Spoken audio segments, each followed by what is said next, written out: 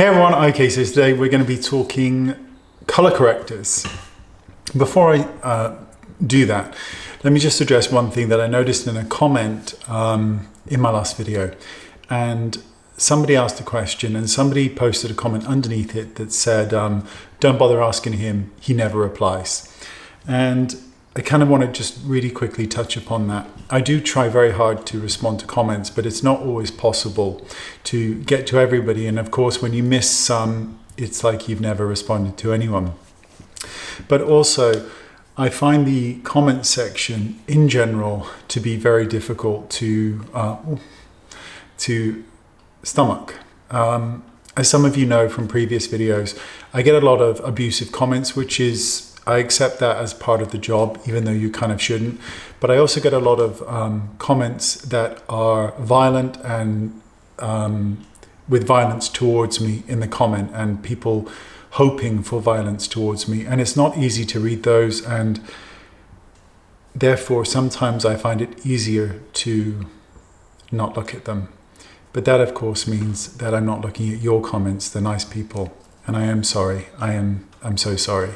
I will absolutely try and do better and to pay more attention to the comments, because the last thing I want to do is to make you feel like you're not being heard. And that isn't the case, I promise. And I'm sorry.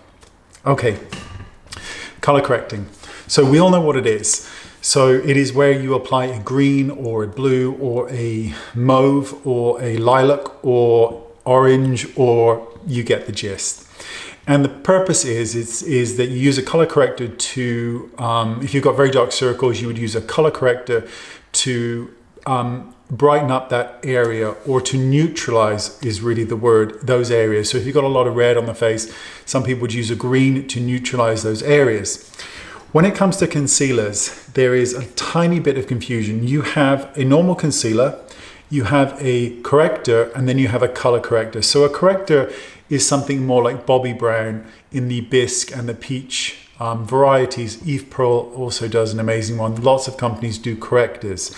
They're not to be confused with color correctors. The reason being is that with the Bobbi Brown versions, you could use those completely under the eyes and not use a concealer over it. It would look beautiful and brightened and lifted.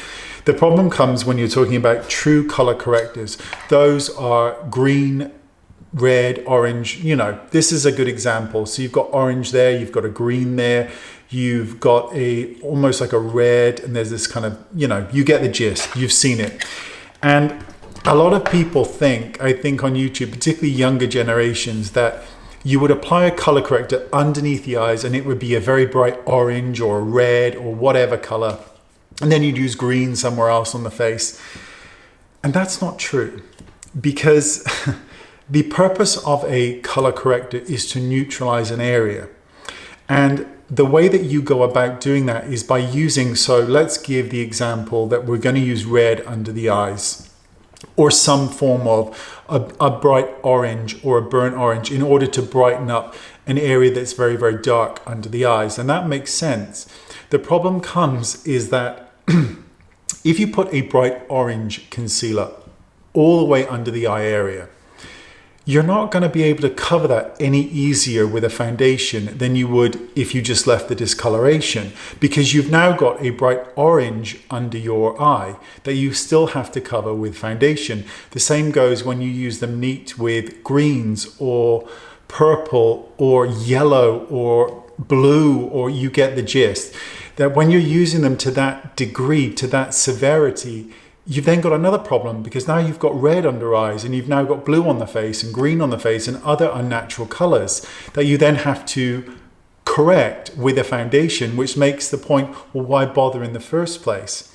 Here's the trick, and this is something that I think is mainly, because I think a lot of you will understand this, but I think a lot of younger generation believe that you would just use a corrector even if you don't need to use it, because we see YouTubers using color correctors when there is no need to, just for the sake of it and just for the sheer fun of it. And if you're using that and you're enjoying it, great. But the purpose of a corrector is that you would take some on a brush and you would go over the area that is discolored. But once you start to see the color corrector, that is, once it's done the neutralizing and you actually start to see the orange on the skin, that is where you stop. You don't paste the orange on to mask it in its entirety. The purpose of correcting or neutralizing is to use that color up until the point that you start to see it.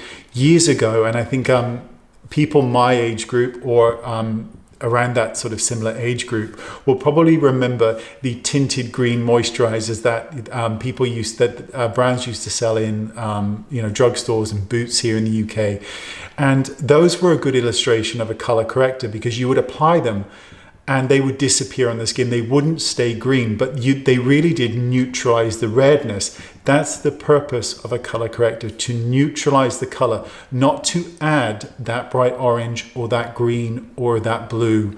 It is to neutralize the color so that your foundation goes on and the discolorations are gone, therefore needing less foundation to do the job. I think there's a lot of confusion that you just want to slap on this really, really dark orange or red or whatever, and then cover that with foundation or concealer.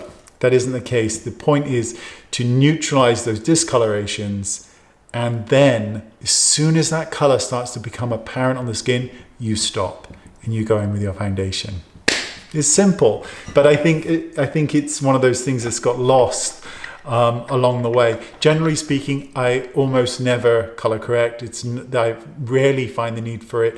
It's on the true few occasions when somebody has a very, very dark under eye or some other form of extreme discoloration on the face, that then you would go in with a color corrector. But it's rare. Most foundations now are very full coverage and you can achieve that without. But there you go. I'll put some links in the description bar for really good correctors that I think are great, because most of the time a true color corrector isn't needed, but I'll add some links in there as well.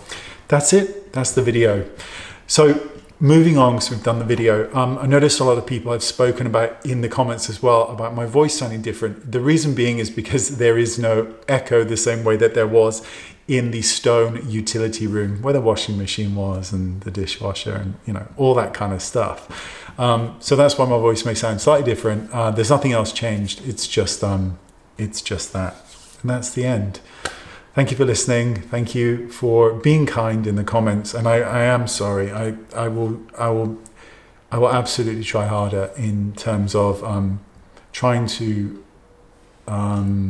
correspond with you all better, because you're very important to me, and I want you to know that. So thanks so much, and I'll see you all soon. Bye bye.